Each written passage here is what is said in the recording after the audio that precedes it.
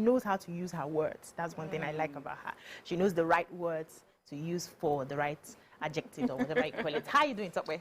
I'm very good. Since we're talking about children, Children's Day was Saturday, and in church we celebrated Children's Day on Sunday. It was such a beautiful service. Children led the praise, children choir. It was everything. Everything was handled by the kids, and I spent most of my Children's Day coaching my children presenters. One was like 7-year-old. She was like, "Welcome to the Star Christian Center. This is the home of stars." Guess what? I was like, she had practiced. She had so much energy, and I just feel like it's a beautiful platform. The church provides a beautiful platform to groom talents in children, and a lot of parents should take advantage of such platforms, because a lot of children, when they are very young like that, their natural abilities are displayed without being curbed by society. As they get older, they become more cautious, they are more watchful, they don't want to be judged, so they are not going to come out in that natural self. So it is important we catch them like that. Less than 7, less than 8, pay attention to your children, see what they feel like doing, and encourage them to do it. It's not usually convenient for parents because we're so busy, but the we more have to make money, you know? the more we pay attention to those important things, we help them to discover it early enough that they can scale it profitably. The money has to pay their school fees. So my children's school, they do events for parents every blessed day. Today, Father's Day. Tomorrow, Mother's Day. Next tomorrow, this day. The other day, they want parents to come and observe. I had to tell the teacher, "Auntie, where will I get the school fees now if I have to be every day? Parents in this school, are they not working, you know, but they find a way to make it work." So this weekend for me, I was at Alagbado, went to see my in-laws. My husband's uncle's daughter, first daughter, was getting married. So I went there, we had fun. Yes, we had fun. I remember that particular uncle has been there for me. He was the one that came to marry me from my father's house. So I was happy I showed up and I showed out. Trust me now, I showed up and I showed out, you know. Then after that, Sunday was Children's Day. My daughter led the praise worship. I didn't even know when they had time to rehearse. I just walked into church because they left before I got there. And I saw somebody singing praise and worship. How she knew all the Yoruba songs, she has to explain. Because I hardly sing Yoruba songs in the house. But it was good, yeah. And my son was on the drum. You know, like it was a full service. Like the family. It was fun. All right, let's take a short break. When we come back, we take the newspaper reviews. Stay with us.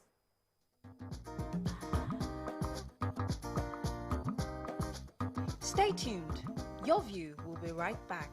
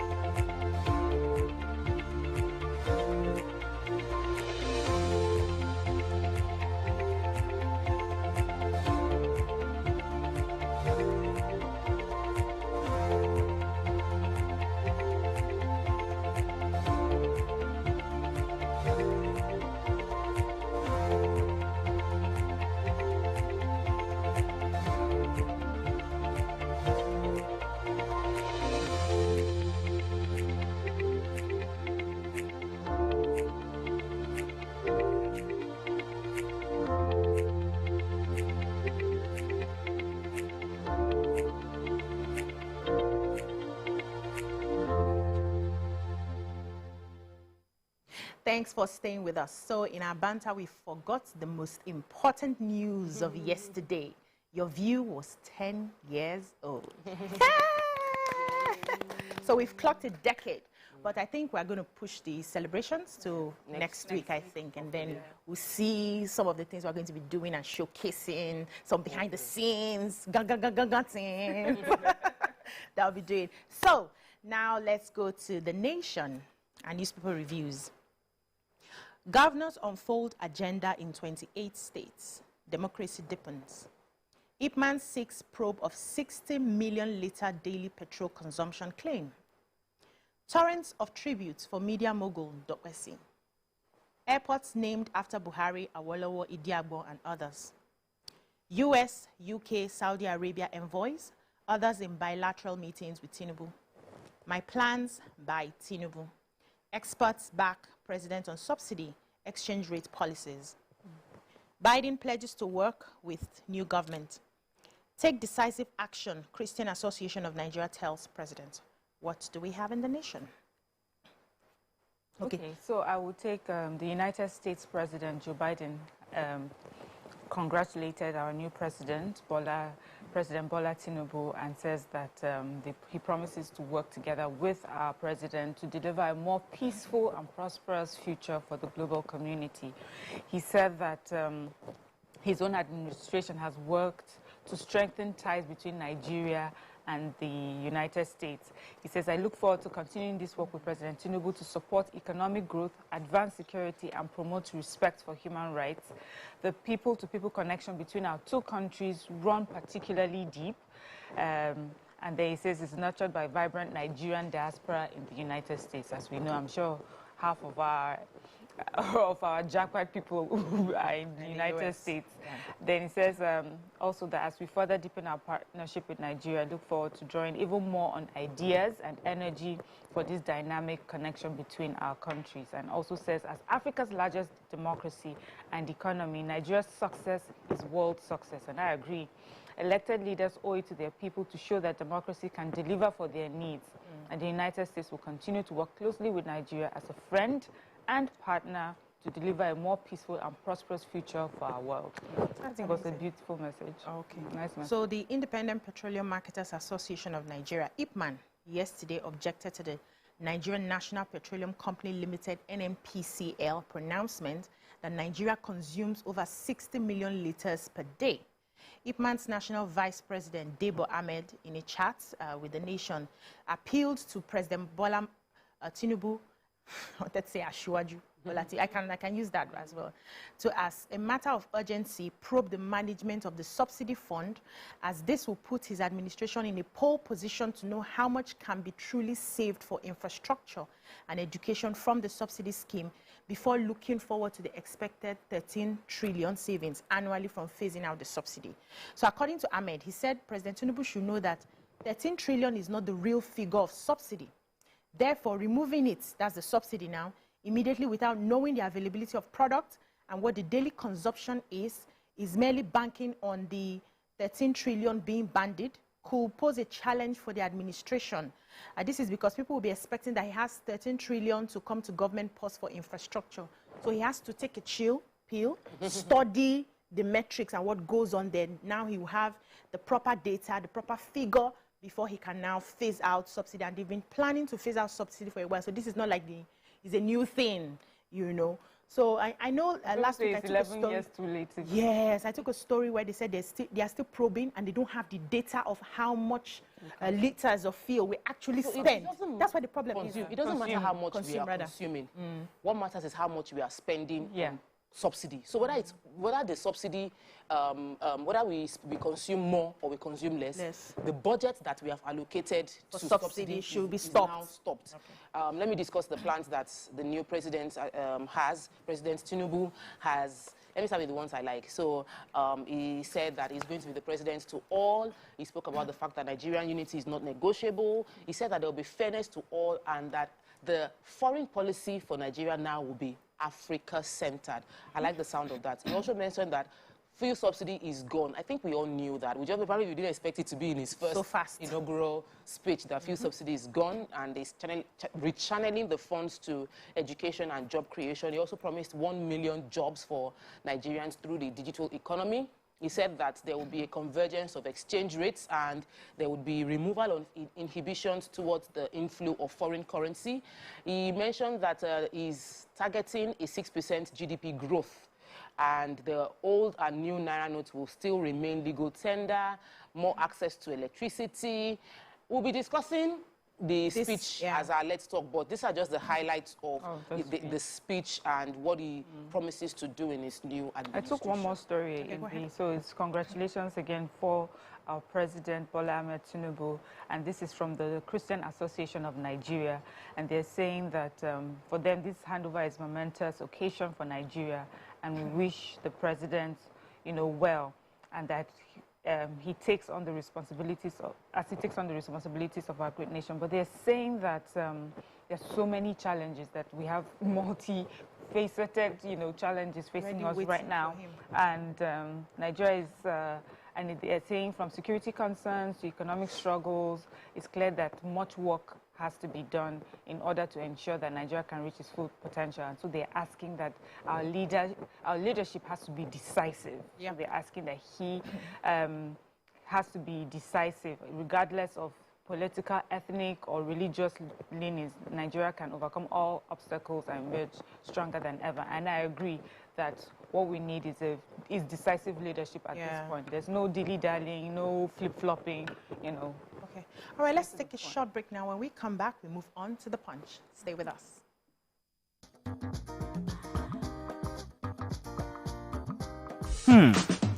So, have you ever wondered what happens behind the curtains of a man's mind? Or perhaps you're one of those who wonder what men talk about when they gather. Well, here goes. Imagine what it takes to put together the perfect cocktail. Or maybe mocktail. We need a bit of sports, a sprinkling of current affairs, some very deep topical issues, and last but not the least, a healthy dose of grumbling of those we love to hate. And yes, you guessed it, women.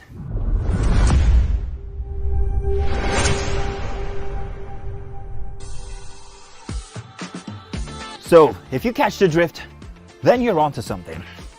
We will provide you with the right insights into most of your curiosities, right here within this beautiful cocktail we call the Black Table.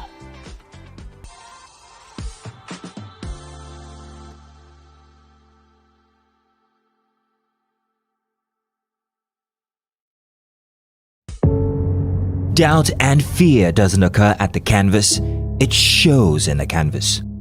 It shows the conation of raw ether material slabbed, stroked and molded at a pace provided by the doubt and fear. Every move way in the struggle of one to the other, merging the past to the present, brushstrokes of colors seen but not known. For when the wailing stops, the pieces settle down in abject beauty erected for a century of a century. Speaking, advocating, protesting as the arts are meant to be. Ask questions if I want to ask questions, and if it's something that I saw coming, I may not even ask questions. I may just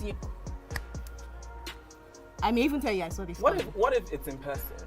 But then would it make a difference where? So like this person might just say you people can't just be on Third Mainland Bridge on a bike and the person say, babe, I cannot do it again, and you lose range. So what would change? What would change the scenario? Like, does it matter where? Do you want to have like a fancy dinner, like the film you were meant to be like finding up and then, or do you want to be on the street? Don't carry me go fancy dinner. Or you might just una dey run for treadmill. Or you na dey jog. I'll tell you, you'll lose for your web. Now I don't turn attempted murder. So which would it be? Because I'm like, in person you have the closure that you want and the few injuries. Guys, that's one place. It could be inside the car. You can sit inside the car. Why car? Why not bike? Who will be driving? Why bike? Who will be driving at this point? The car will be stationary. Pray I'm not the one driving. The car will be stationary. Because I go master. You can't be telling me like I'm going to drive near water. You must consider.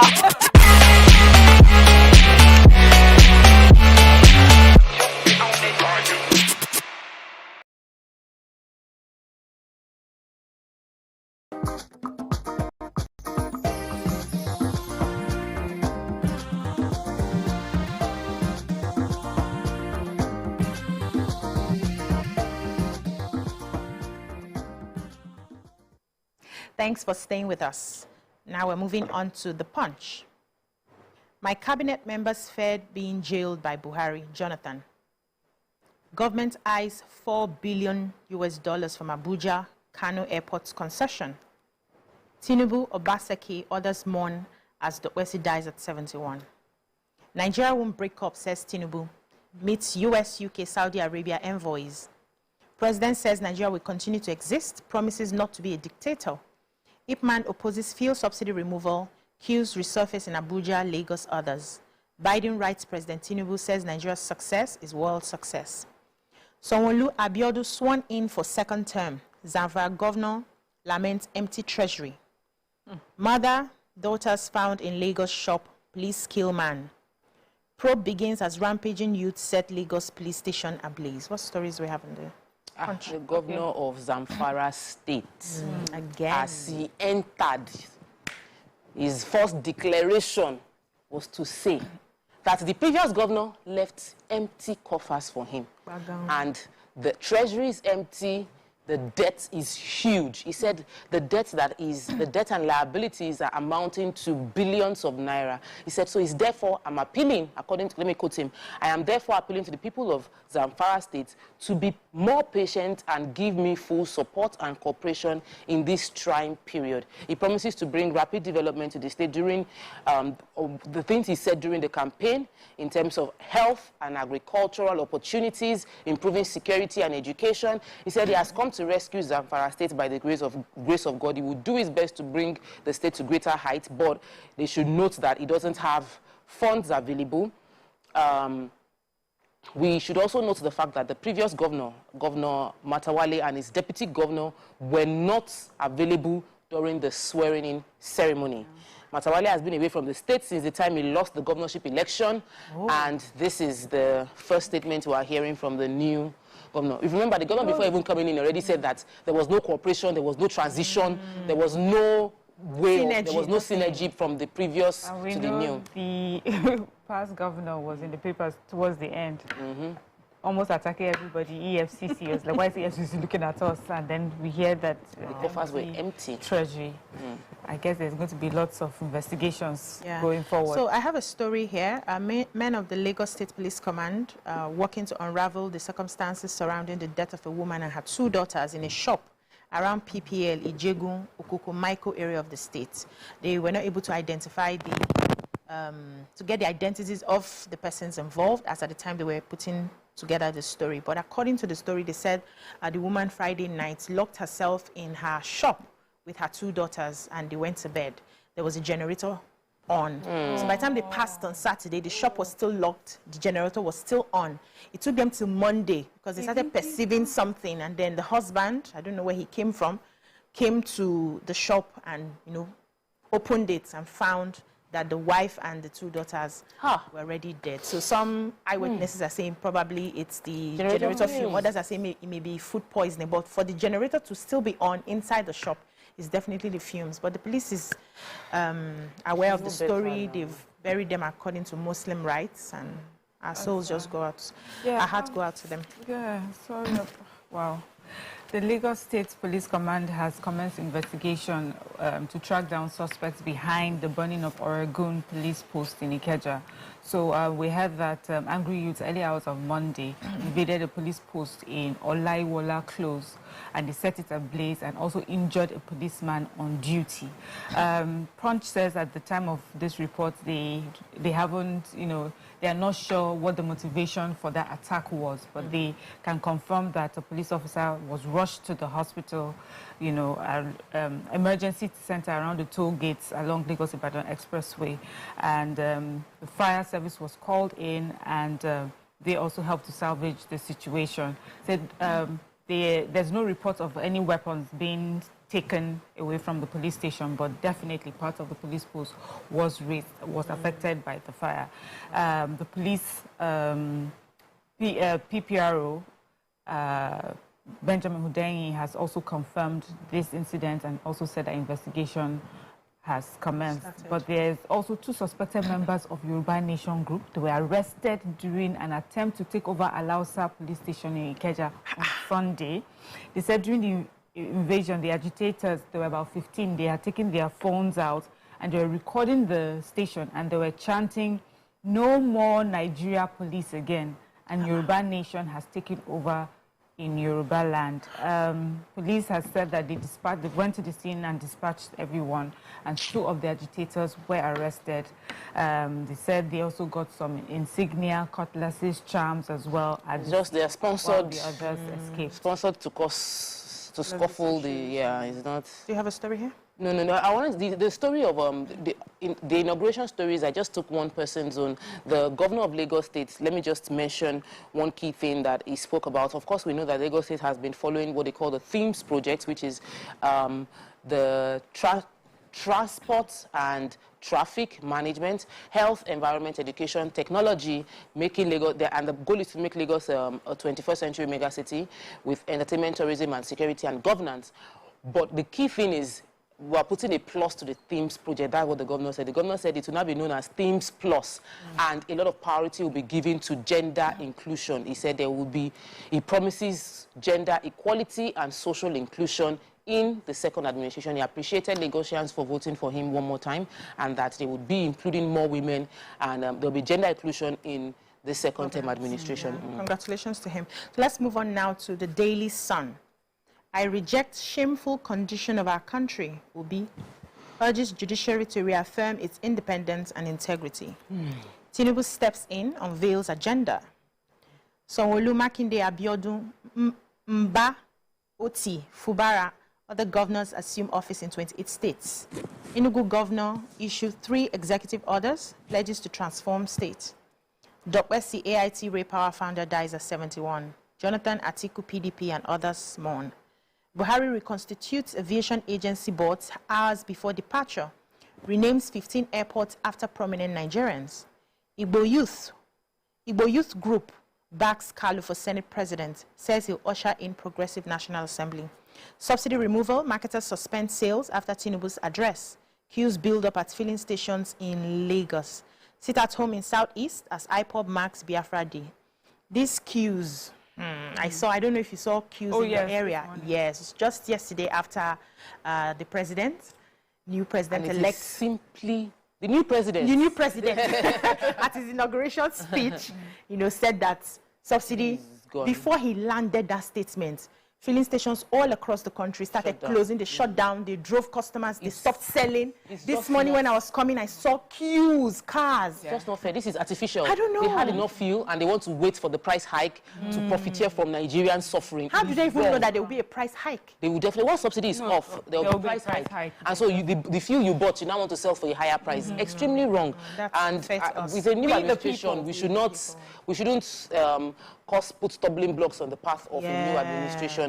There's good behind the policy, but when you make life difficult for citizens, immediately the policy comes. Just halt it. Maybe to just push PPRA officials out and make sure that if you have fuel in you must sell. You must sell it. That's all. Okay, but a lot of us woke up to the sad story of the death of the founder of Dark Communications, owners of AIT, Ray Power, Raymond Dokwesi. He said he passed away in an Abuja hospital. He was 71 years old, and been getting condolence messages are being sent by dignitaries all across our country. The president, said the president, former vice president Goodluck Jonathan, and Atiku Abubakar of the PDP have all expressed sadness. In fact, this spokesperson for Atiku Abubakar says that when he heard it, he said all he kept shouting was, oh my God, that he was really, heartbroken by it, and he sends his condolences. And he's just being, lovely tribute, just extolled for his business acumen. His contribution and to the media industry. Yes, he's a household name. A huge contribution to the media industry, especially when it came in where there was very few first private was private. I think it was the very first private media. I want to take the story about the Minister of Aviation has been very busy in the last few days of the previous administration. He appointed, after 8 years of the aviation industry, most of the agencies within the aviation industry having no boards, just hours before leaving the administration, the aviation minister, Adi Sirika, has constituted boards for the aviation industry. So there's a board now for NCAA, there's a board for FAN, there's a board for NAMA, there's a board for NCAT, there's a board for NIMET, and there's a board for the Nigerian Safety Investigation Bureau. All these agencies had no boards all through the 8 years. But just before he left, a press release in a statement that was signed by the public affairs, head of press and public affairs for the ministry, Odutayo Oluseyi, indicated that the NCA is now chaired by ABs. Like they now wrote a list of all the, and then they renamed about 15 airports after prominent Nigerians just within hours before the administration ended. I'm sure there will be a lot of investigation into what happened in the aviation industry, and I cannot wait. It's just going to take us back. Let's just move forward. But this is going to make us. We need to uncover what is happening here. Yes, a lot of changes happening at last minute. Let's move on to the Vanguard. May 29 is time to re-examine our assumptions. Will be inauguration. Biden congratulates Tinubu 6 sustained U.S.-Nigeria relations. No time for frivolities, Akeredolu tells Tinubu. Ondo motorcyclist steals community oracle, strangles 90-year-old custodian. Yes, I took it. Napoli to fend off interest in 130 million Osimhen from Man United Chelsea. I think these are for footballers. NLC faults subsidy removal as Man, Nasima, others hail unified FX. So quickly, they said in Irese community, Ifedore local government area of Ondo State, a commercial motorcyclist allegedly strangled a 90-year-old Ajayi Ajisegiri to death in a desperate bid to steal the community's oracle. So according to the story, he was arrested with somebody else, John Sampson, 27 years old, and Dada Ologo Dudun, 71. So according to the story, he had, he came to the custodian of the oracle and pretended to be a herbalist, was asking him questions about what does the oracle do and all of that, got all of that information, and then stole the oracle from his house, hid it somewhere. So the guy was like, you know this, I'm the custodian of this, you must bring it back or I'll report you to the village heads. And he came back, got him a drink. He promised to bring it back, got him a drink. By the time he was tipsy, he entered through the window, strangled him, and ran away. Because of the oracle. So only God knows what the oracle can do. Investigation started. They found him. He lied, first of all, that he wasn't the one that killed him, but later confessed that he stole the oracle, sent them to the uncompleted building where he hid the oracle, and they brought it from there. Just a painful story. Only God knows what that oracle. It's what they believe the oracle can do. Because the custodian of the oracle is not like there was anything fantastic about his custodian. The oracle did not defend his custodian. My sister, it's not a question I can answer. You know, when we watch all those Marvel movies, it doesn't really defend the person that holds it. Any other story in the Vanguard? Okay. Governor of Ondo State has advised our president to avoid frivolities, as they say, and because the task ahead of him is daunting, he says he hopes that he's not distracted by all these frivolities, and that he should also make conscious attempts to bring on board only those with proven capacity concerning expertise. Okay. Thank you so much, ladies. That's all we can take on the newspaper reviews. When we come back, we move on to our hot topic. Stay with us.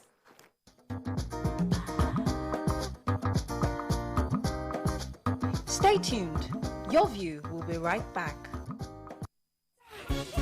Ladies and gentlemen, make welcome the grand comedian of the Federal Republic of Nigeria, Gbenga Adeyinka the First.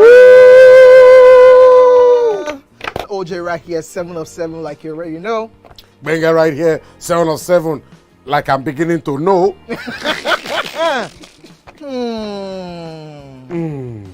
It's now time for the question. You don't scare me one bit. Bata, I go drink. So. Okay. So now one chance for enter. My first question. Do you remember the names of the winners of that edition of StarQuest? Of course I do. Why do you? And I hate myself for this.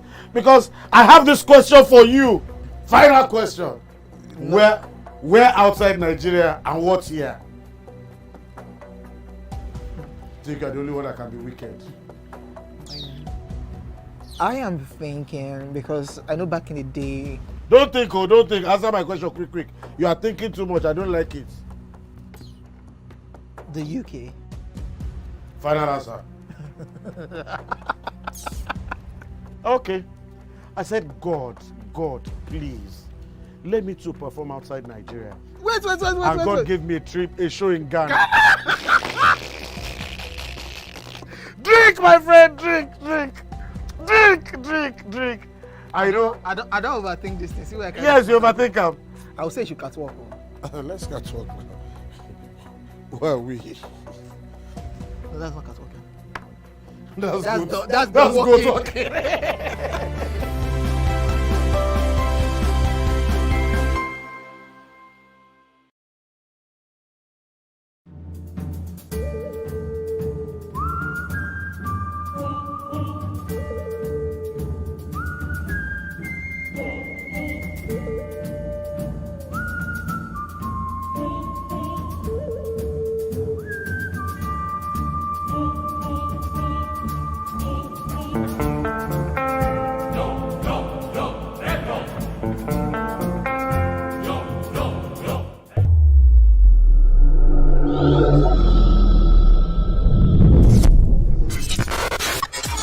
Do you think you can outplay me in this game of wits and knowledge? Can you go 7 rounds without flinching? I meant answering 7 questions correctly. How well can you hold your liquor? If you're curious, then join us for the most exciting conversation and games with your favorite celebrities on 7 of 7.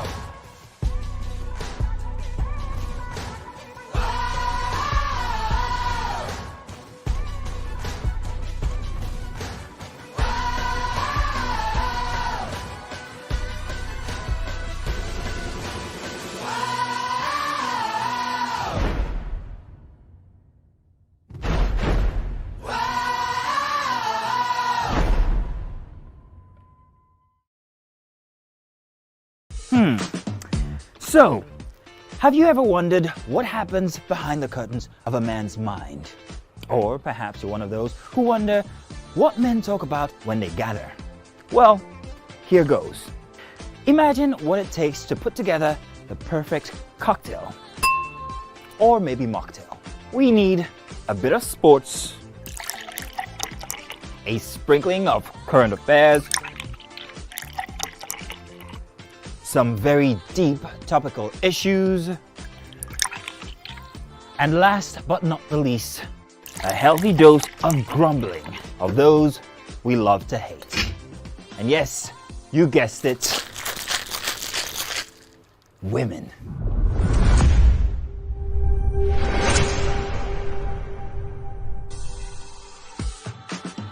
So, if you catch the drift, then you're onto something. We will provide you with the right insights into most of your curiosities right here within this beautiful cocktail we call the Black Table.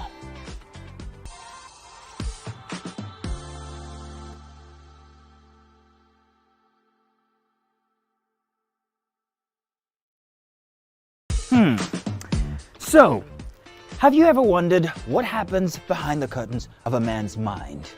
Or perhaps you're one of those who wonder what men talk about when they gather. Well, here goes. Imagine what it takes to put together the perfect cocktail.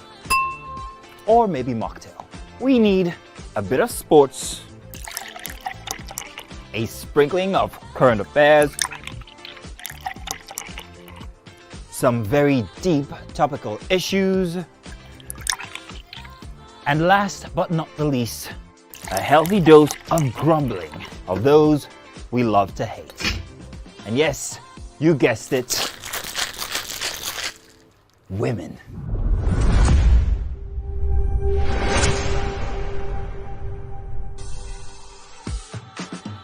So, if you catch the drift, then you're onto something. We will provide you with the right insights into most of your curiosities, right here within this beautiful cocktail we call the Black Table.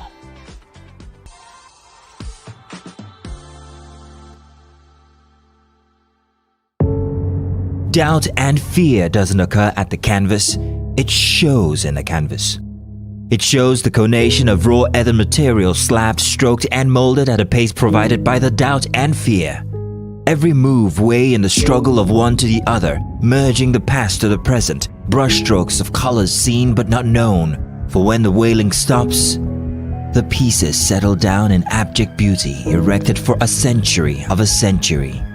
Speaking, advocating, protesting as the arts are meant to be.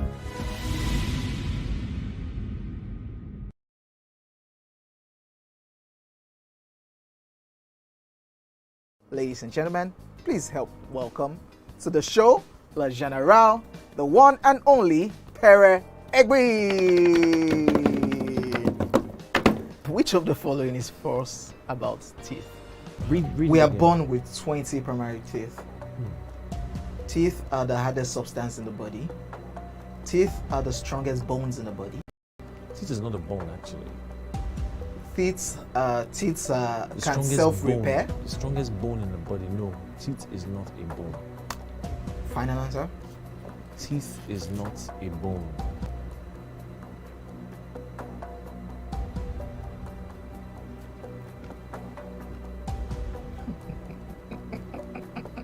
You know what came to my head now? That sound. Crickets.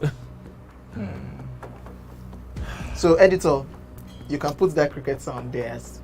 You can still put it down too.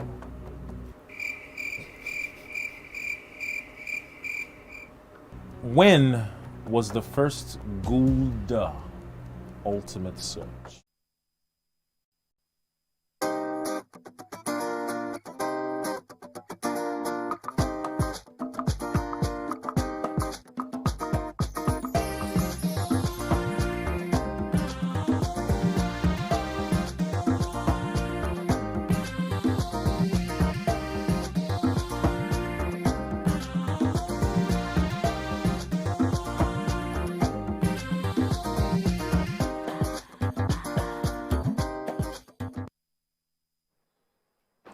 Thanks for staying with us. So yesterday, Asiwaju Bola Ahmed Tinubu was sworn in as the 16th president of Nigeria.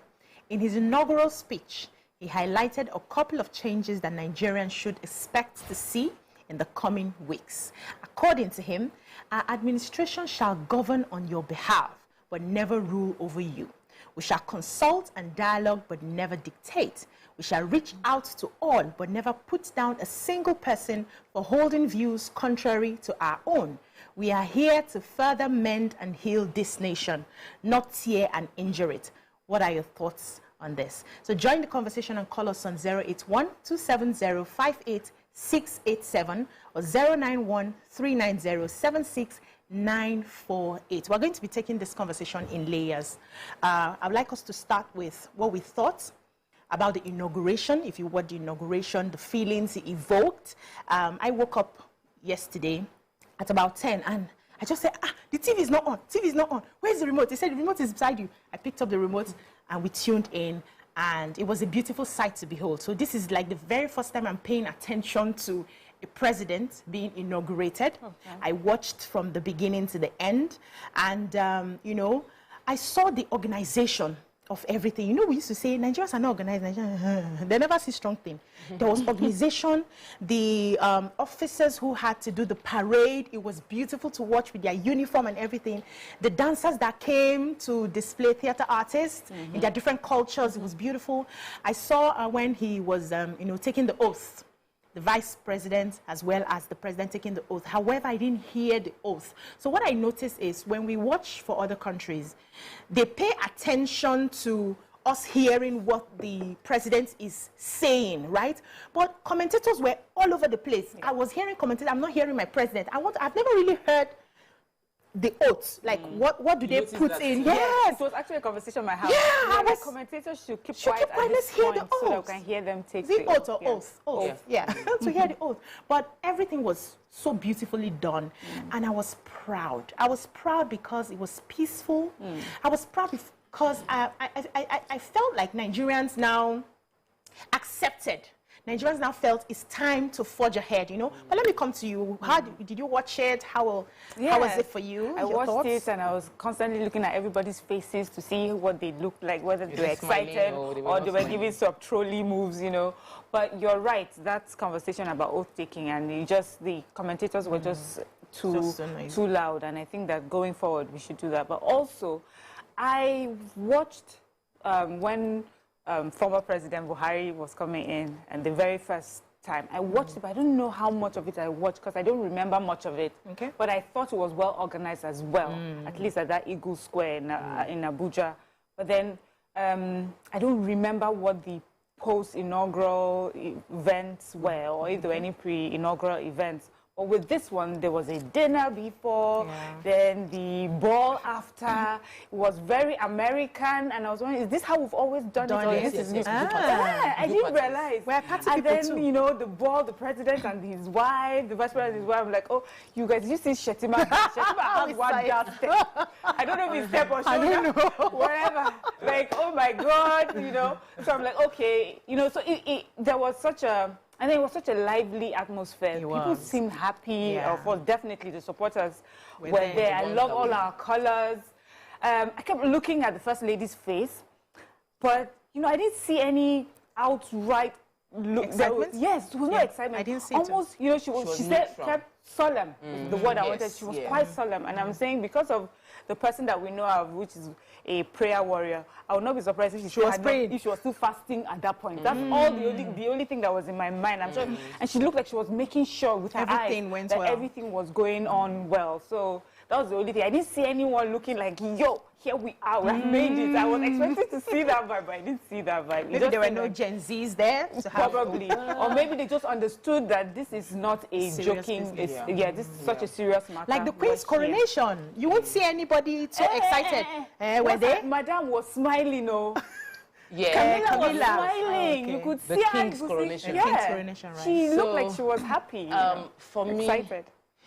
For me, I was very happy that we had a peaceful transition. Yeah. Because many people feared that. So the fear was that there would be people would disrupt this occasion. There was fear that there might be violence around the country, that some people that did not want this, our president, might try to do some last-minute moves to truncate the transition. And one, I'm very happy it went peacefully. I'm happy that it was a smooth, beautiful occasion to watch. Yes, we had the fun fair, like you guys said. It looked interesting. It was interesting to see us like that. But, you know, because I watched 2015, and I was very, very involved in the politics that time. I didn't watch the entire inauguration this time. What I remember from 2015 and that is different from what happened this time was, in this occasion we had more, the music was more vibrant. Yes, we had more vibrant music. We brought in the Yoruba flair, which was different from what you would have what we experienced with former president. And with the former president too, there was this because the dominant culture then was Hausa, and there was this very conservative look to the thing. This was more elaborate. People came out, the dresses, all of that. But I love that it was peaceful. I love that on the face value, everyone was speaking positively about their hopes and expectations. But I remember that even on in 2015, there was a lot of We were on the show that time talking about body language because there was this thing about the way the former president spoke that inspired a lot of hope in people. And we need to keep hearing such messages even right now. So the speech of the president was good in giving us that feeling like, oh, there's something to look forward to. I'm hitting the ground running. But we also need to keep, it needs to be in our faces over and over again because a lot of Nigerians have that reservation. But I am so, so happy that we had a peaceful transition, even from state to state, beyond the presidential election, because, you know, 28 states actually changed their, at least, and so some were from the same governor just getting back. But some actually had like a change. 20. And for some states, even for the state like Zamfara State, where even where there was opposition, there was no violence, there was no obvious quarrel. There was just absence of the previous governor. The person just did not show up, or there's like cold stares. But we were able to. There's maturity. Our democracy truly is maturing, and as much as some people watching do not agree because they feel like, oh, they're looking on the sad sides, I want to say that I am proud of where we are democratically from 1999 till now. We have held it together, regardless of what everybody was prophesying over and over again, that we're going to scatter. Our unity is non-negotiable. They keep saying that over and over again. And seemingly, we are here. We don't move. We're not shaking. You know, I'm very happy that we are at this point where, with everything that happened, with all the anticipation, speculation here and there, we're able to hold this together. We're able to have a successful, successful transition. And this is what other countries would be looking at Nigeria for. Nigeria will be a go-to place for excellent transition, peaceful transition, you know. They will know us for that. And it's something good. It's something worthy of emulation. If you have any other issues, you can always go to the appropriate quarters to redress your issues. But the fact that democracy is seen to be working here, and people can look beyond. So I saw a lot of congratulatory messages from people that I did not expect it to come from. I'm like, what's in the air? What's happening? People are now saying, let's move on.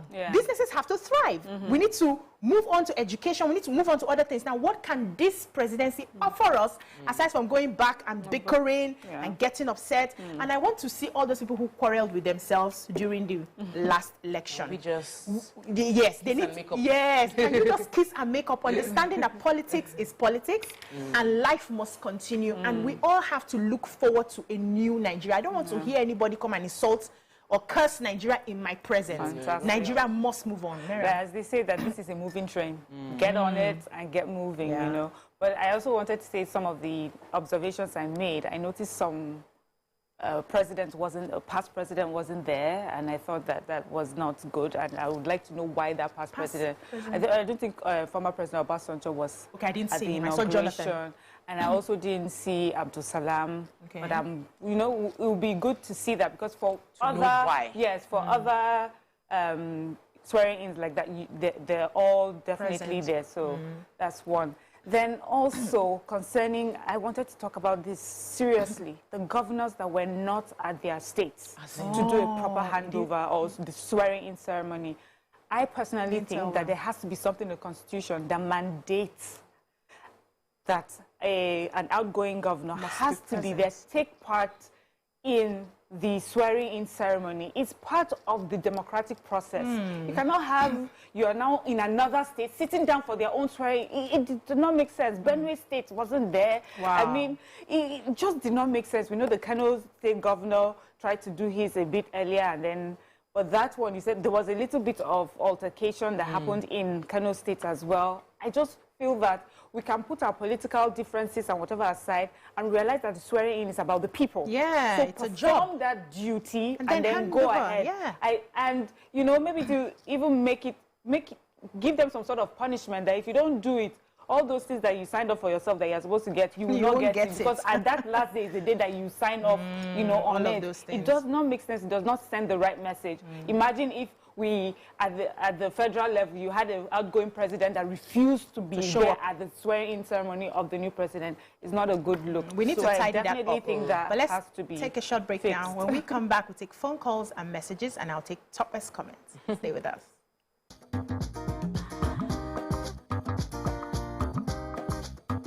Ladies and gentlemen, make welcome pioneer Positive Force member, dancing queen of the 80s, non-conformist, Afrobeat historian in her right, and long-standing member of the multiple award-winning all-female show Your View, Omoyeni, Yeni, Anikulapo Kuti, aka YK Power! Ginger, today we'll go here. Hey, I don't read you. Are you sure? Ha. I'm not here to answer questions, I'm here to drink. We're in trouble today. Wait till your age.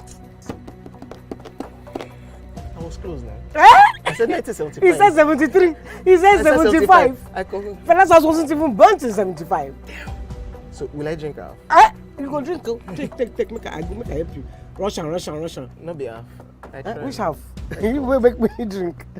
I'll give you a hint. Lights in no.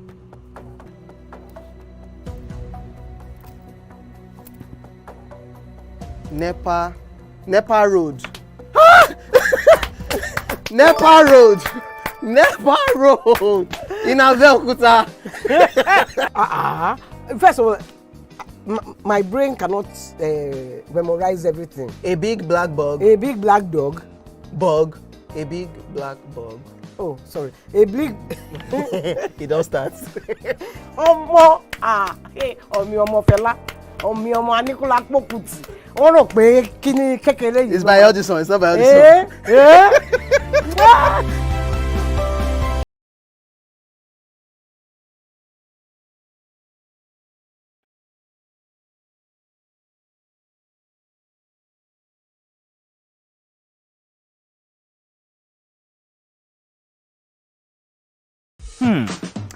So, have you ever wondered what happens behind the curtains of a man's mind? Or perhaps you're one of those who wonder what men talk about when they gather. Well, here goes. Imagine what it takes to put together the perfect cocktail. Or maybe mocktail. We need a bit of sports, a sprinkling of current affairs, some very deep topical issues, and last but not the least, a healthy dose of grumbling of those we love to hate. And yes, you guessed it, women.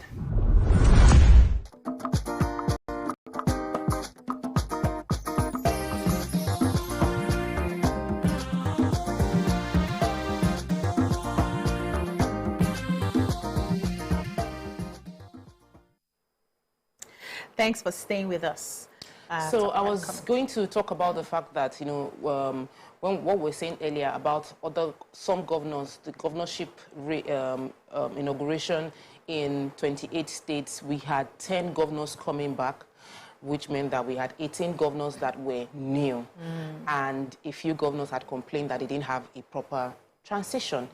And I think that the state houses of assembly need to do their job, which is to checkmate, create balance. Yeah. And it will come when the State House of Assembly understand that we are independent of the governors and our job is to protect the interests of the state, to protect the portfolio. A governor is not, a governor is not an individual. You are representing, you are carrying a platform. And when you have an office like that, it's not about whether you like it or not, whether you are in the mood or you're not in the mood, whether you have personal issues with the new incoming administration. Your responsibility as that governor holding that office is to respect the office that you hold. You held that office for 4 years or 8 years. In respect for that office, follow that rule and hand over properly. And because it doesn't even serve your state when the new governor does not even know all the things that are happening. It's something that we should stop as a trend by properly creating institutional penalties against governors who do that. Even as a country can decide not to do a proper transition. The president can decide not to do a proper transition. We don't know yet because all those that have been presidents in Nigeria now have showing always up. done it. So if there's no law preventing it from being done, can happen it means tomorrow. somebody can choose to do it. So preempting the negative actions, because we've seen the trend from the states, should also be carried out. Then I noticed something else, that the Minister for Transport, former Minister for Transport, Amechi, wasn't at the current. So there were a lot of people that did not show up at this presidential inauguration. A lot of people that we expect they served in the previous one. There were members of the party. They chose some states to align with, or just chose to be absent from the. So it's not like everything is peaceful entirely. Politically, but people are just keeping their peace. Everybody is just choosing to respect the institution, and I applaud that maturity in our democracy to say, I might not agree with you, I will not show up, I'll keep to myself.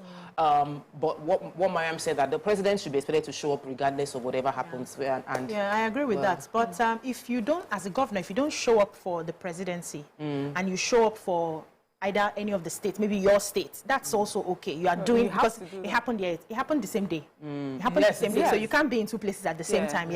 But the problem is, if you don't show up with the president, you don't show up in any of the states, and you go and sleep. Yes, you are the governor. You are the CNC of your own states, and you should handle your states, hand over to the next person. Some people flew private jets after their they witnessed the governorship, and then went down to because I thought Abuja. that the Lagos State governor would feel like it was missing out, especially as we know the relationship between him and our president.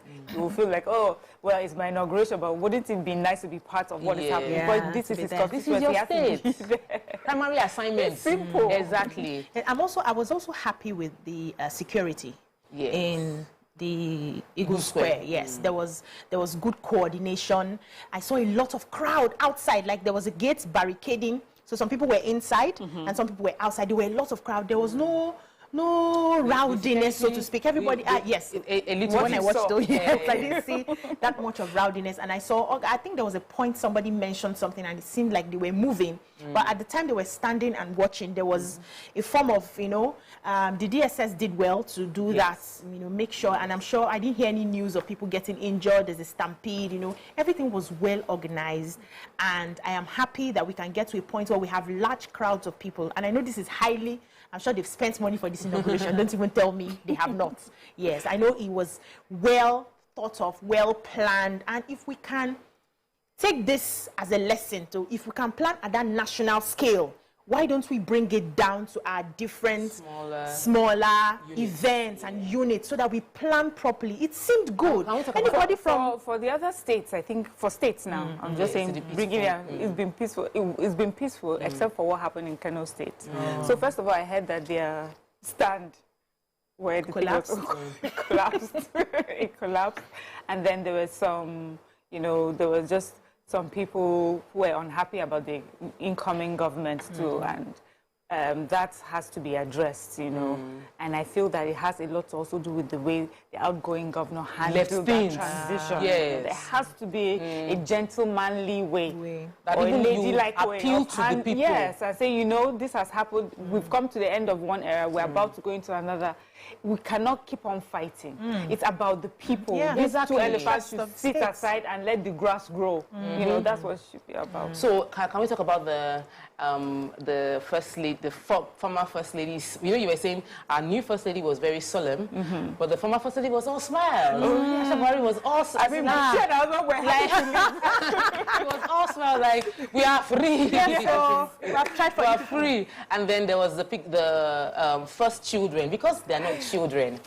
They're not children. People were like, they didn't even know who they were. So a lot were like, who's that lady in green? Who's that lady in green? But I remember that was the Iyaloja now. That's our Iyaloja in Lagos. People know Seyi Tinubu very well, but they didn't know the other man. So like there were I think like there were three of them that were very visible in front, that stood with the president, and people were just like, who are these people? We just know one. What are the other two? They're the children of the there's a new family now, and the new family, the first family, yes. Remember the President Buhari's son that was quite popular for his accident and being flown abroad. He was there, and I was like, oh, see you. Your area has gone. Now we have a whole new family. And now we're seeing on social media, we're seeing the wife of Sheyi Tinubu as well. They were talking about what she wore to the thing, you know. It's interesting to see that. But did you people see how our former president was received in Daura? They came out for him. It was like when Jesus rode on the donkey, they came out for him. They were like, Baba, oh, yo. They I didn't watch that. I did. That was so interesting. I liked that because they did like the video of his chopper getting to Daura and how the people just welcomed him. But we know that our former president is well loved within his community, and I think that's a good thing because charity begins at home. If your people don't love you, then that also speak well for you as a leader. And he's always spoken well about he's always talking about Daura, how he wants to go at it. If any small break, he's gave us his cattle. But you know, any small break he goes to. His speech, where I think it was at the dinner, where he said that his cattle and sheep are much easier to handle than fellow Nigerians. I thought that was funny. But we know ourselves, we're not easy to handle. Nigerians, we're too different and we're too enlightened, and everybody feels like I know a lot, I know too much, I know it all. So for someone to lead Nigeria, there's a lot of humility,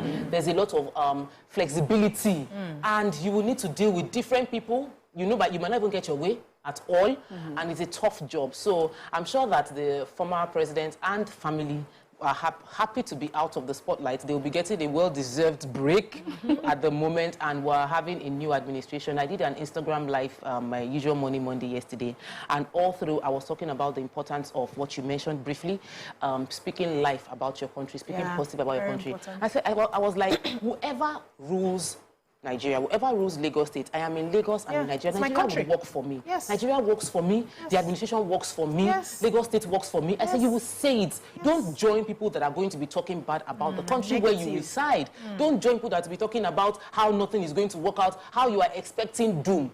To who? If the doom happens, it's you. So as much as possible, even if you don't agree, you will believe and you will say that whatever policy that is being put out will work for you, and you will be the beneficiary. You will pray for this administration. If you truly love your country, you will pray for the administration, you will pray for your governor, whatever state you find yourself, that they work well, that God will give them wisdom. Because if they do well, it would affect you positively.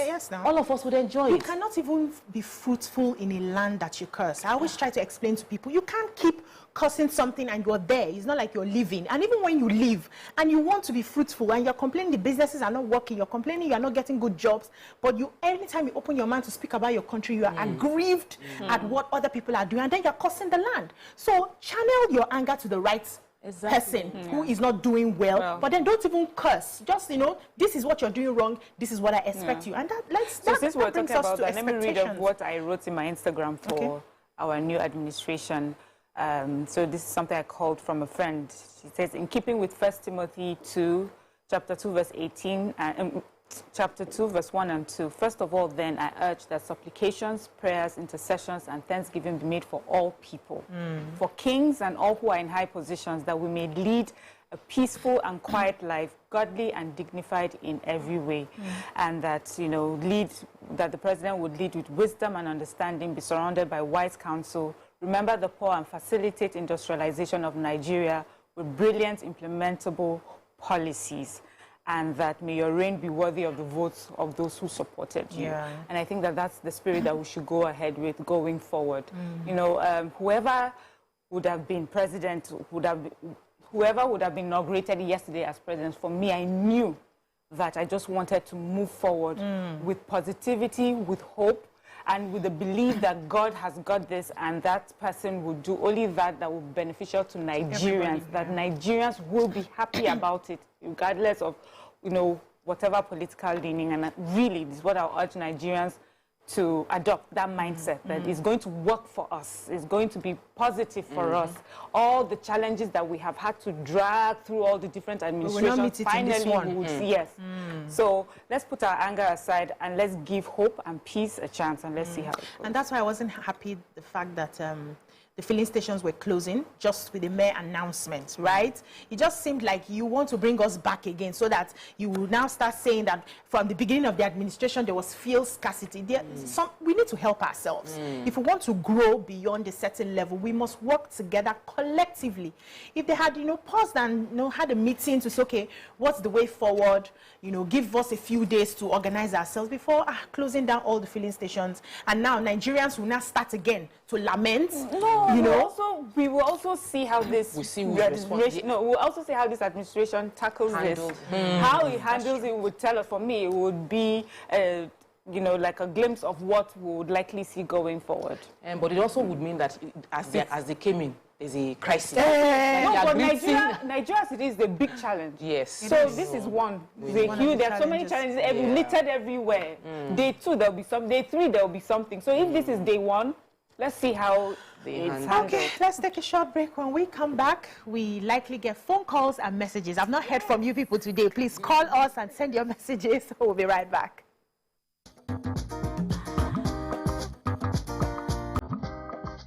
Stay tuned.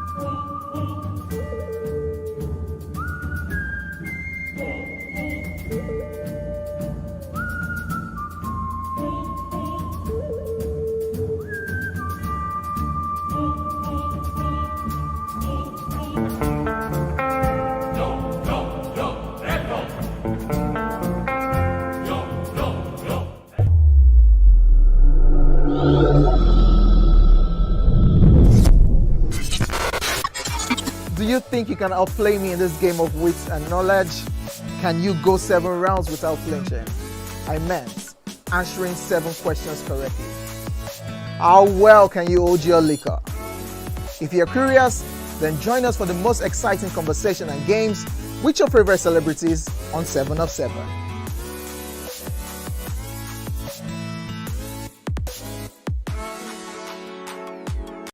Ladies and gentlemen, make welcome pioneer Positive Force member, dancing queen of the 80s, non-conformist, Afrobeat historian in her right, and long-standing member of the multiple award-winning all-female show Your View, Omoyeni Yeni Anikulapo Kuti, aka YK Power! Ginger! Take it. Today we'll go here. Hey, I didn't read you. Are you sure? Ha. I'm not here to answer questions, I'm here to drink. God, we're in trouble today. What's your age? I was close now. I said 1975. He said 73. He said 75. Fellas wasn't even born in 75. So will I drink half? You go drink. Take. Make I help you. Russian. No be half. Which half? You will make me drink. I'll give you a hint.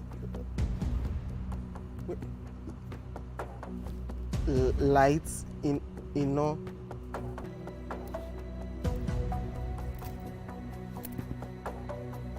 Nepa Road. Nepa Road in Abeokuta. First of all, my brain cannot memorize everything. A big black bug. A big black dog. Bug. A big black bug. Oh, sorry. A big. It all starts. Ọmọ fẹlá. Ọmọ Anikulapo Kuti. Wọ́n rò pé kí ni kékeré yìí. It's biology song. It's not biology song.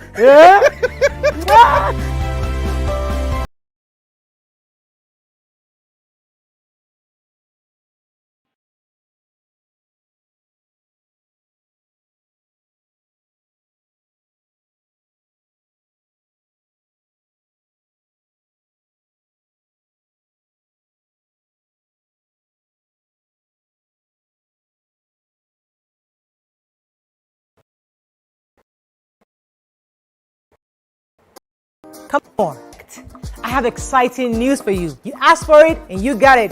Your favorite breakfast show, Your View, will be going to 2 hours. We're going to have in-depth analysis of the newspaper review and more conversations on the hot topics. The ladies of Your View and I will be stirring up our guests to get in-depth into all the various topics, and you, our viewers, will have the...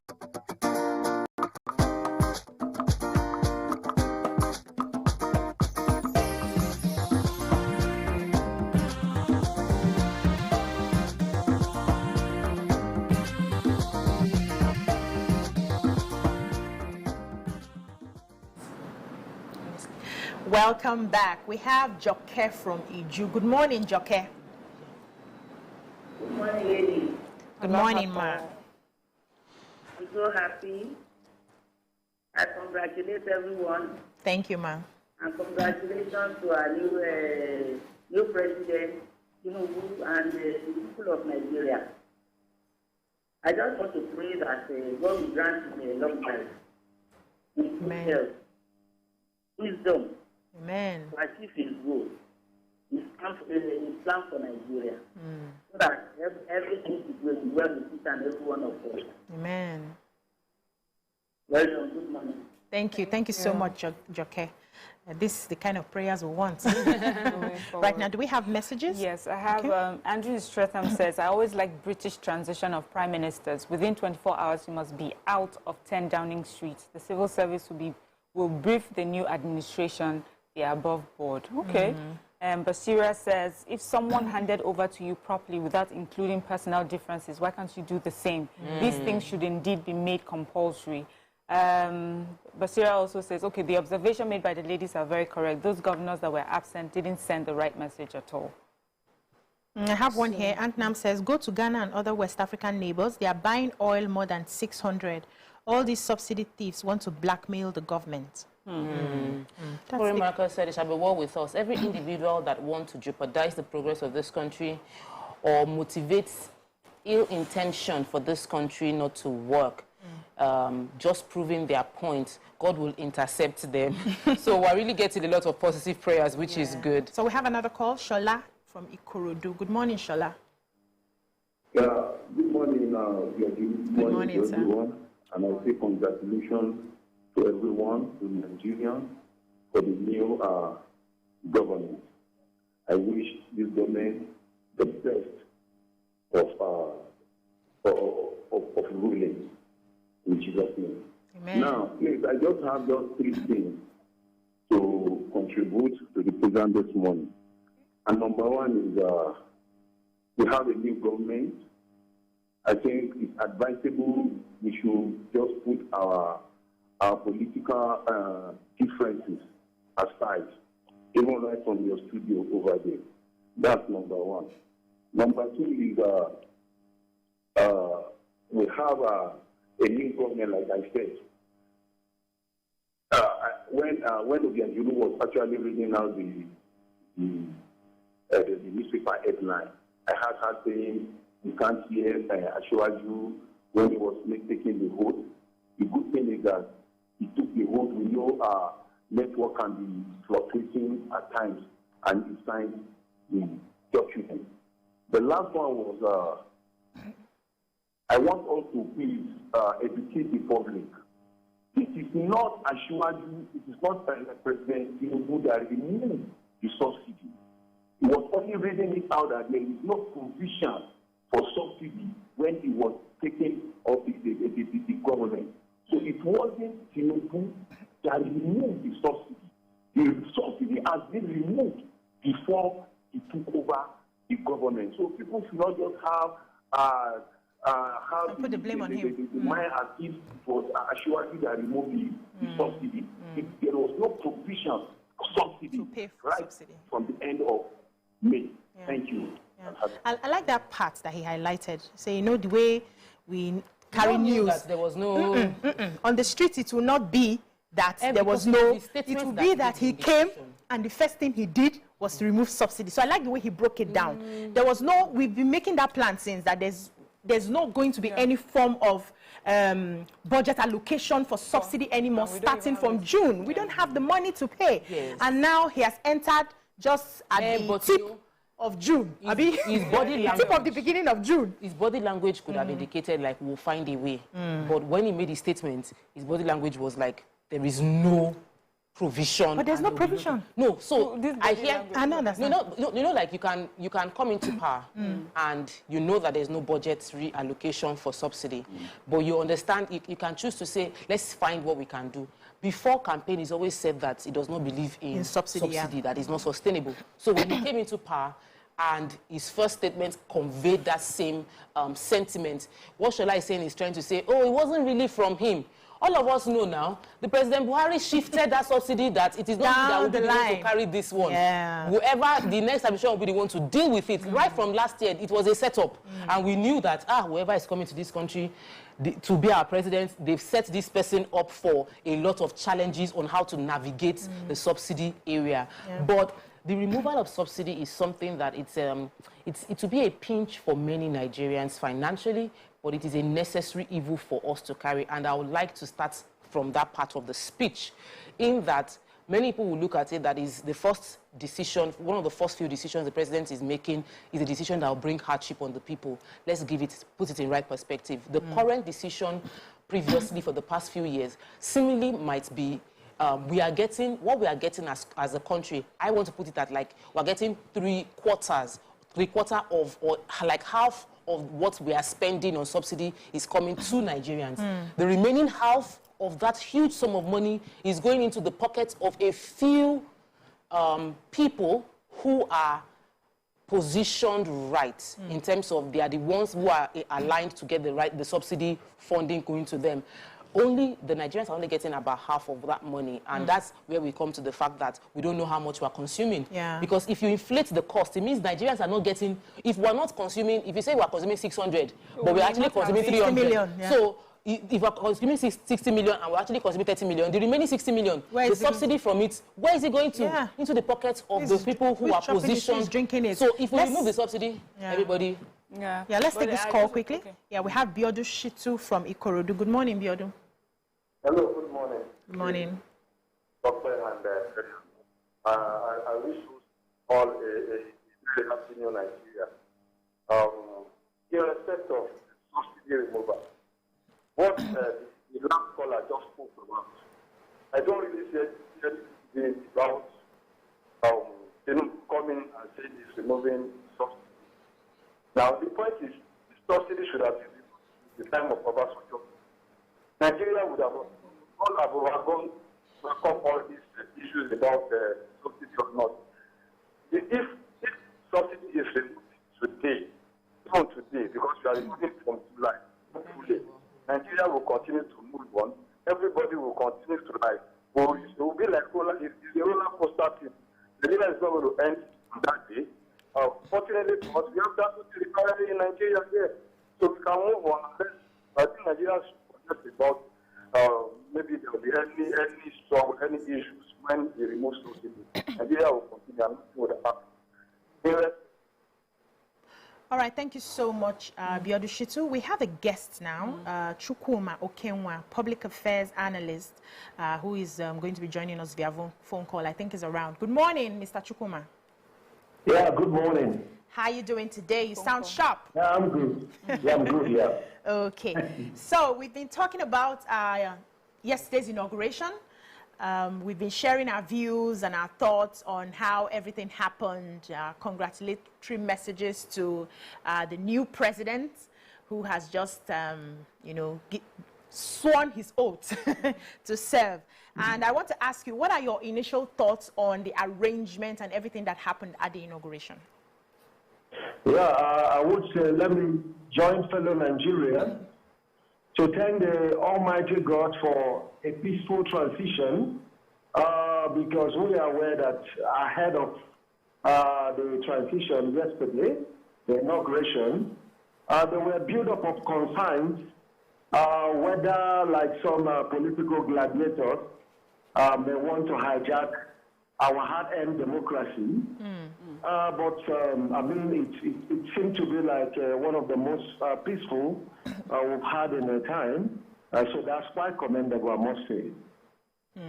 So did you watch the inauguration from beginning to the end? Yeah, I did. I followed the inauguration, yeah. And you saw how the president gave his speech. So there's something I wanted to highlight. Initially, I thought he had a teleprompter in front of him because he had a speech written down, but he was looking up as he was speaking. He barely glanced down, and then he looks up and he speaks for a long period of time. What did you think of that? I know we didn't talk about it. Well, I think, you know, it's the sign of leadership that, I mean, when you have the paper, it should serve as a guide. Your programs and your plans should be like something that is well engraved in your heart, such that anytime, anywhere, when you are called upon, you should be able to tell the people your plans, your initiatives. People must not just see it as something from the head, but also something from the heart. That's amazing. Yes. Okay, so for me, you know, he said so many things, and a part of the speech for me, which I think is very important and important to highlight, is security.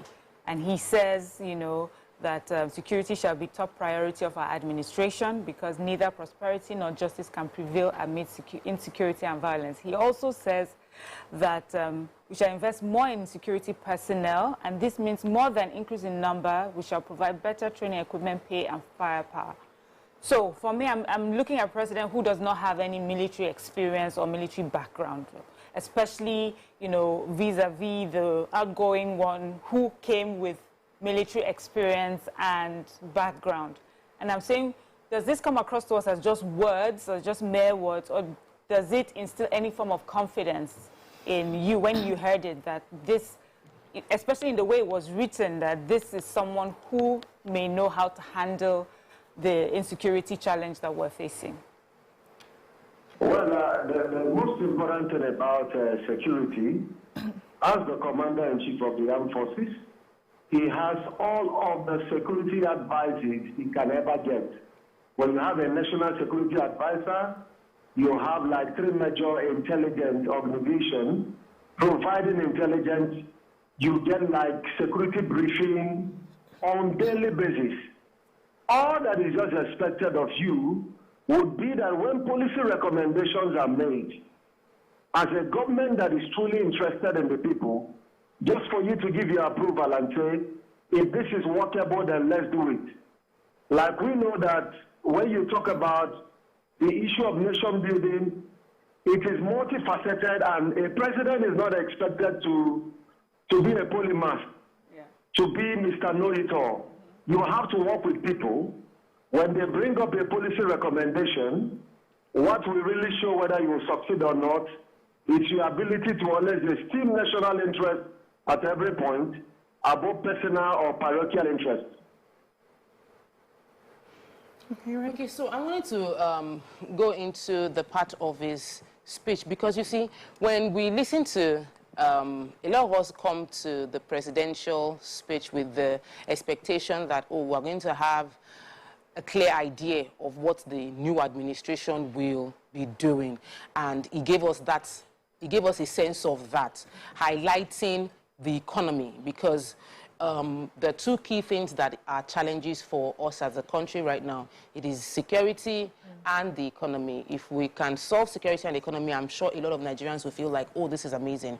But it's not like there's one way to do that. He spoke about the fact that there's a target of 6% growth in GDP, and he highlighted the fact that there will be emphasis on infrastructural development.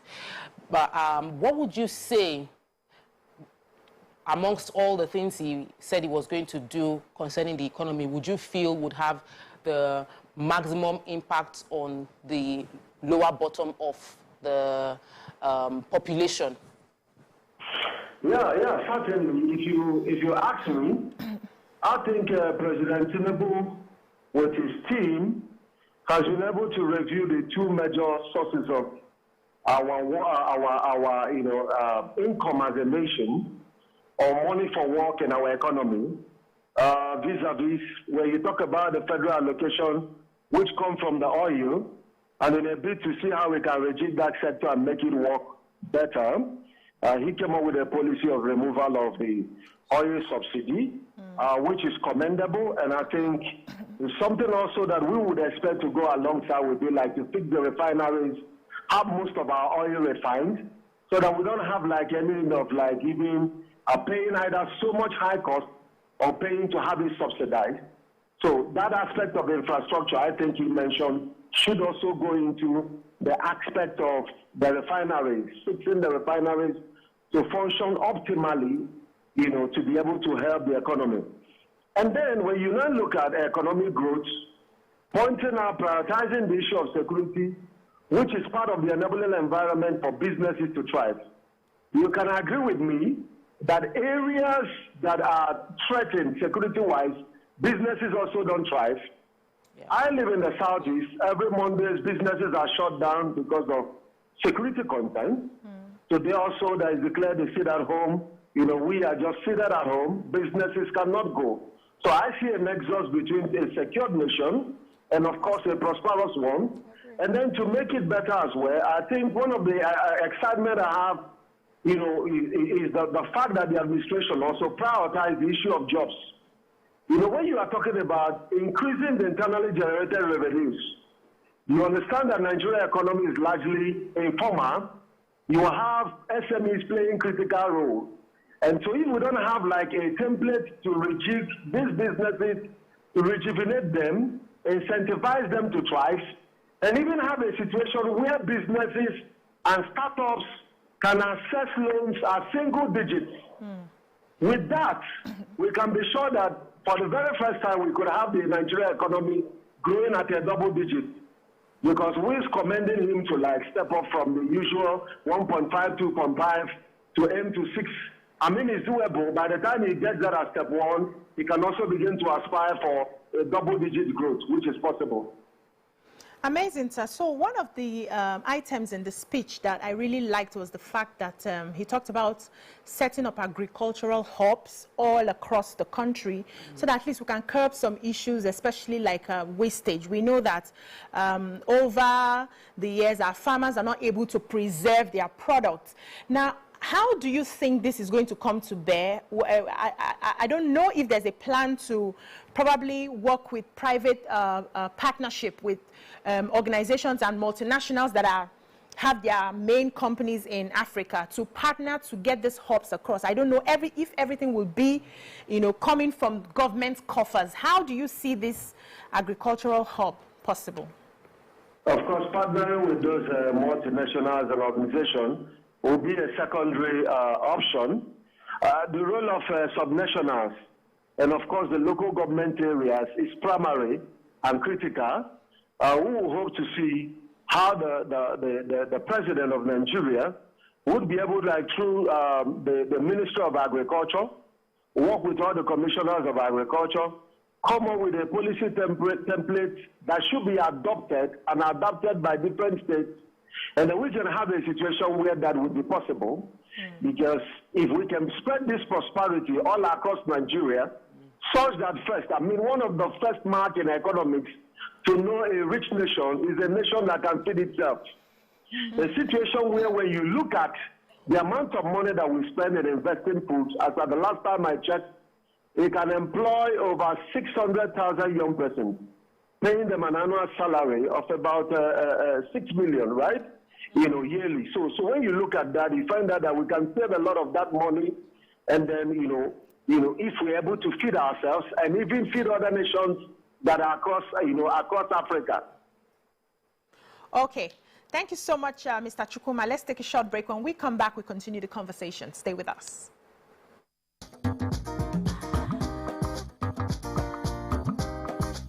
Stay tuned. Your View will be right back. Ikechukwu, Sunday, Okonkwo, aka Cross. Now your intro without Wow. So there's a name that thing that's. I'm just drinking because you say I should drink. There's no particular answer. You think it's only that can be wicked? What's the answer? Subterfuge. Eh? Yeah. They claim you did, but you said it just happened. That and it's called what again? Subterfuge. Subterfuge. SUBTERFUGE. So you look me finish from head to toe. You look at a person who go know what to be called subterfuge. The nude wasn't like a game plan. Or... I promise you, it was actually a mistake.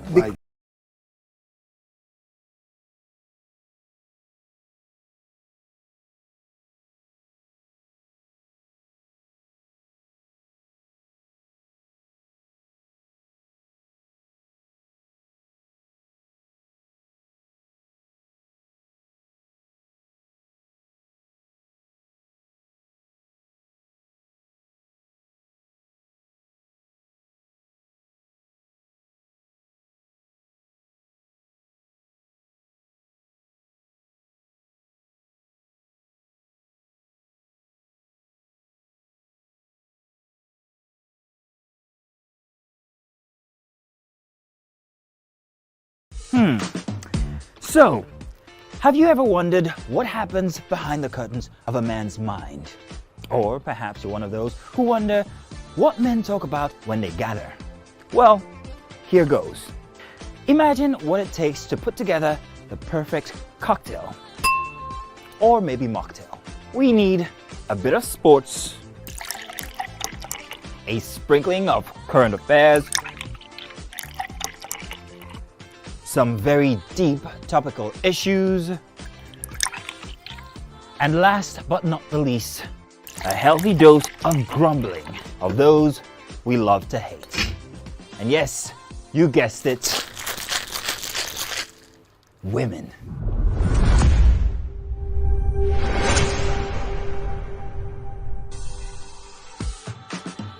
So, if you catch the drift, then you're onto something. We will provide you with the right insights into most of your curiosities, right here within this beautiful cocktail we call the Black Table.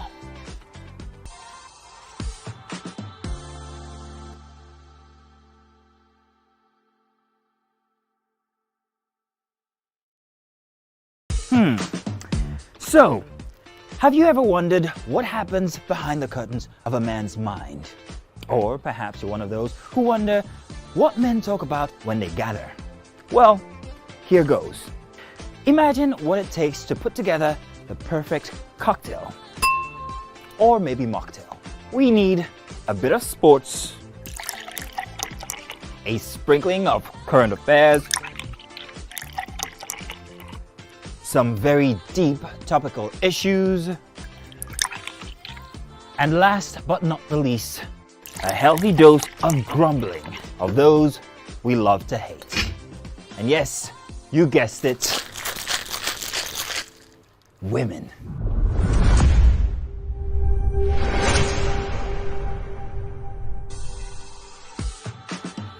So, if you catch the drift, then you're onto something.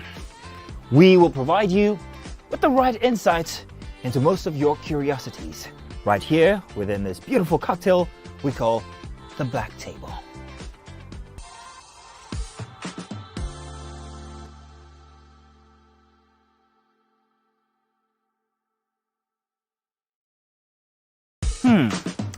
So, have you ever wondered what happens behind the curtains of a man's mind?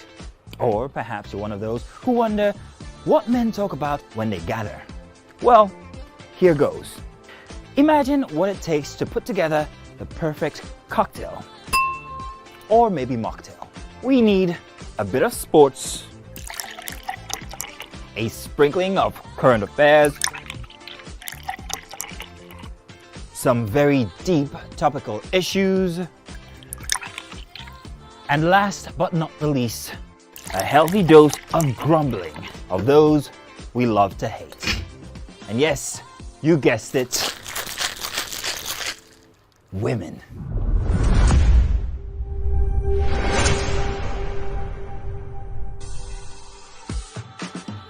So, if you catch the drift, then you're onto something. We will provide you with the right insights into most of your curiosities, right here within this beautiful cocktail we call the Black Table.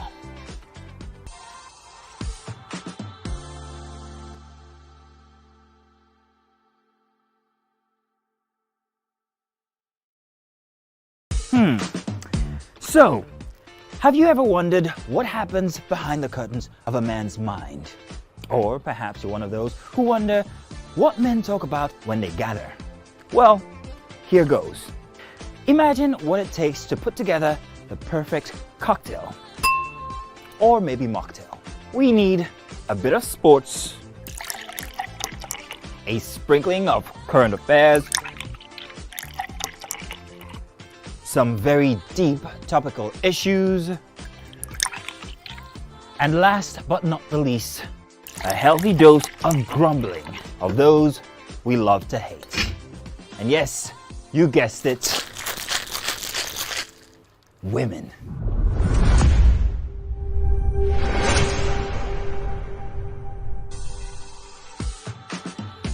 Understands the issues, you know, not distracted by frivolous side comments about it, but he went straight for the issues. He says the central bank must work towards a unified exchange rate. Very true. Interest rates need to be reduced to increase investment and consumer purchasing in ways that sustain the economy at a higher level. I just like how specific, you know, this is, and for me, it gives me confidence that at least there's an understanding of the problem. So now would be when we see when the cabinets are being when the cabinet is being introduced, who and who will be handling such issues. I was a bit scared because that interest rate goes two ways. Yeah, so he said, interest rates, if you're coming to get loan for business, that is the one I know that should be reduced so that a lot of people can have access to loans to conduct their businesses. Interest rate reduction, if you are investing, is another one. So if you've gotten money, you understand where I'm going to. You've saved up money. Let's take, for instance, treasury bills and all of that. But those ones have been very small now. Wait now. If they are going to reduce interest rates, it may go round. So it may not serve everybody to totally. So if they give us like specifics of the type of interest rate they are planning to touch, currently, most of the loans banks are giving are floating loans, which means that if the interest rate goes up, it will affect you. I took loan at 24-25%. I'm paying back now at 28%. Because it's not static. As the monetary policy changes, they will do MPR or MRP, and they will now tell me the loan, my interest is changing. So for me, it doesn't make it's terrible, the inconsistency of our so for me for our economy. Very bad. Let's pause you there. Our caller is back. Okay. Honorable Tunde, our guest actually, Honorable Tunde Olatunji. Good morning, sir. Can you hear me now? Good morning. Okay, so I wanted to get your initial thoughts on the inauguration ceremony as a whole. Did you watch it? What did you feel about it? Yeah, I did. I was present. And I will tell you that it was a good start for the new administration and Mr. President, particularly in terms of what he intends to do for Nigeria. I was so excited about the fact that he's looking at how do we address the structural defects in the Nigerian economy. Over time, what we are saying is economic measures that are aimed at addressing the symptoms and not the cause. And so, for the new administration to be looking at, number one, harmonization of our foreign exchange rate, it's a good one, because what we have presently is that Nigeria would have to earn in the official rate, and then you spend that same money unofficially. We take, for instance, at the end of every allocation sharing by the month end, the allocation is shared based on the existing official rate. But when you give this money to the state, they are not going to spend those money officially. It's going to be a reflection of the unofficial rate, because all your buying and selling and all of that are going to be based on unofficial exchange rate. Number two is that it's also very important that we are taking a bold step at, testing out subsidy on fuel. And it is not just that subsidy will be removed. It is going to be deliberately channeled into other critical sectors of the economy. That's also a good one. And again, the fact that we're looking at how do we reduce the exchange rate, which is making it very difficult for anyone to be able to get bank loans to do any serious business and be profitable. These are some of the issues that are, and the president also talked about the fact that infrastructure will be given attention that it deserves. And if you look at the speech carefully, he wasn't just talking about infrastructure. He was able to link infrastructure with job creation. So he said we'll go into labor-intensive infrastructural development. These are the ways by which you can rebuild your economy and you can lay the right foundation. And by the time the goodwill to implement all of this is there, the political will is there, the right leadership is in place, I bet you that Nigeria would, for once, be able to start rebuilding its economy that is efficient, and also is very also a good one that security has been identified as key to both justice and prosperity as a nation. Without security, we can't even talk about the economy. Without security, we can't talk about justice. So it's good that the president and his team will be looking at, reviewing both not just the doctrine as well as the architecture over security, so that we begin to have, a security architecture that is fit to address today's needs. So we will see things like, improvement in welfare, recruitment of more hands, training of our personnel. And I think with all of this and with the support of every Nigerian in making sure that we midwife a better place for all of us, Nigeria, I'm optimistic, will be on its way to taking its rightful place in the community of other nations. That's amazing. Okay, so I was going to ask, I mean, I feel like you've even answered the part where I was talking about monetary policy, but I was going to say that, how we have read the speech, and we, for a lot of us, it seems that for a lot of people, it comes across as quite positive and shows that maybe this present administration knows what it's doing. But here we have the situation of fuel subsidy, where as of this morning, we've woken up to long queues, and people are saying, oh, he shouldn't have made the statement he made during the inauguration. This is not a statement you make without having a backup plan. And so I'm wondering that with some of these promises or goals or plans that the intention might be there, but what could be the fallout of some of these, what would be the fallout, and then what is the capability, or what is the, so in what way can we honestly say that we can carry out some of these policies, especially with the fuel subsidy? We've seen how that has affected fuel queues, and I'm wondering how he's going to handle that. When you talk about 1 million jobs, where are you going to get this 1 million jobs? When you talk about unifying exchange rate, what would that signify? What sort of work would that involve? Thank you very much. When I submitted, I ran it over with the support of Nigerians.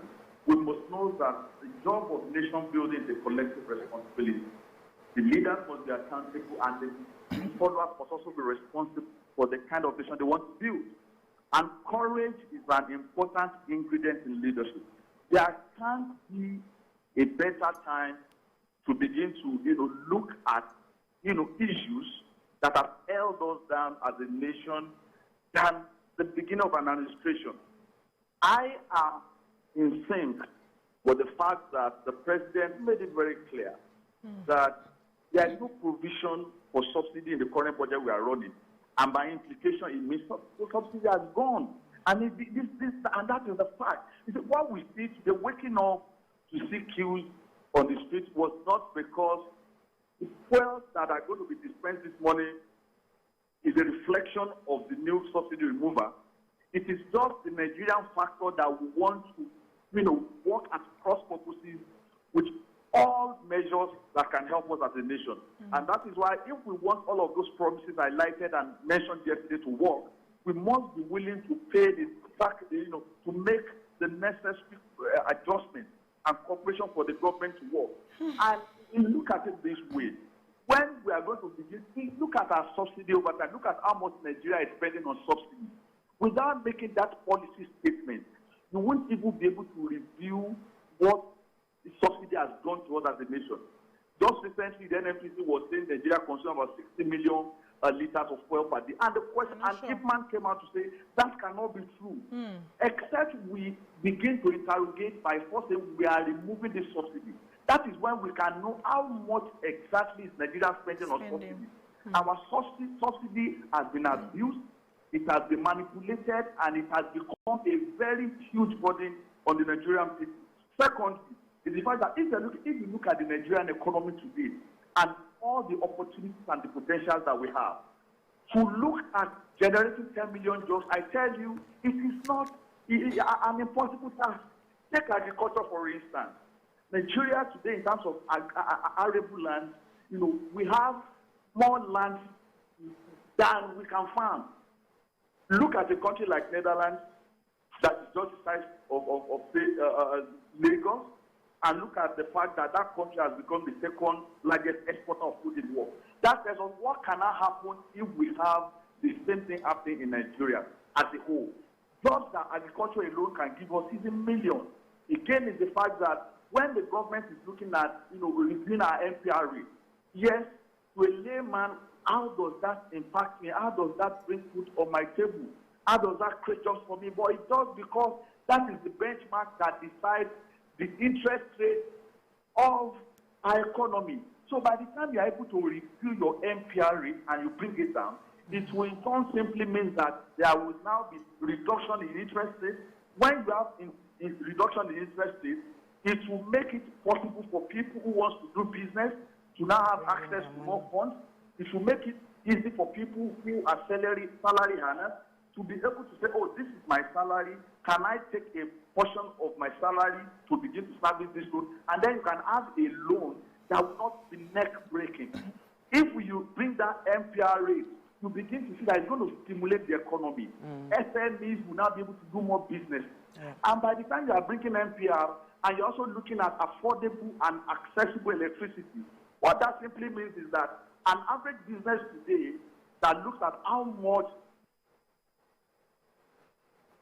Are you there, sir? Wow. So actually, I was shocked about the affordable and accessible electricity. I can understand having more access, but I'm surprised at affordability, since we are trying to run away from subsidizing an economy of subsidy. It would be a bit. I would like to understand how the new administration wants to make it more affordable, because we've spoken to a lot of people in the power generating sector that we are not even yet charging a cost-reflective tariff in Nigeria yet. So it's not necessarily... I don't know if the only way we can make it affordable is to subsidize it. I don't know how it will work. So I was hoping that our guest would maybe when he comes back, able to come back answer. Just yes. Even concerning that fuel subsidy, I think we also need to mention that, the president says he's taking that out, but this is money that could go into education, healthcare, jobs, So for me, it's now, because we also asked that question, so what will happen to that amount of money that we've always put aside for that, and is going to places that it will affect us? So I'm saying that because people would say, would mention, I think one of you had mentioned that it will be tougher on Nigerians. Taking out subsidy will be so tough on Nigerians. But imagine if the Nigerian is able to go to the hospital and able to afford healthcare, if our children are able to go to school, if our teachers are being able to pay, our medical personnel are not on another strike because, there's no money. So I feel that we'll enjoy it in some way. Okay. We have Saka from Katsina, our final call for today. Good morning, Saka. Good morning, ladies. Good morning. Good morning. Please, my own is just a general contribution. I want you to tell Mr. President that he has a very hard job in his front, and Allah will help him. What I'm saying is that on Saturday, I came to Ilori from Katsina. My wife told me that they could not get petrol all over Katsina. They have already closed all the petrol stations on Saturday. You can see Nigerians on Saturday. So sorry. Yeah, immediately he made that announcement. They just went ahead. Ahead of the announcement. Oh. This was in Castina on Saturday. Ahead of the announcement yesterday. They had closed down. In Lagos, the announcement was yesterday morning, and immediately the announcement came out. All the filling stations closed down. Yeah. So there's a part of we, the citizens, cooperating with the government to ensure that we don't bring undue hardship on the people. So I also wanted to mention something quickly, that one of the things I was looking out for was the policy that would address inflation. We have hyperinflation, especially in terms of food being very, very expensive. So the food prices are really, really high. So we spoke about providing agriculture, improving agriculture, but we currently have very expensive food, and with subsidy out, the price would go up because all foods are being moved around, and they would transfer the difference in price on the food item. So we'll now have price of food going higher. And I don't know if there's any short-term policy to help reduce the effect of the prices of food that is going to skyrocket. I'm worried, especially because NNPCL is saying a different figure from IPMAN. There's no synergy or synchronicity in the numbers that they are presenting. This one is saying this is the amount of fuel that we use per day. The other one is saying that's not actually true. So I'm worried that there's going to be a probe, yes, to really find out where the subsidy money has been going to. And we want it to be transparent enough so that Nigerians can see what has really been happening, because we cannot keep ripping ourselves off all the time. It doesn't make sense to me. Yeah, you have one final thing before we go? Are you done? For Nigeria. Prayer for Nigeria. All right. Thank you so much, ladies. That's all we can take on today's show. We'll see you again tomorrow. Have a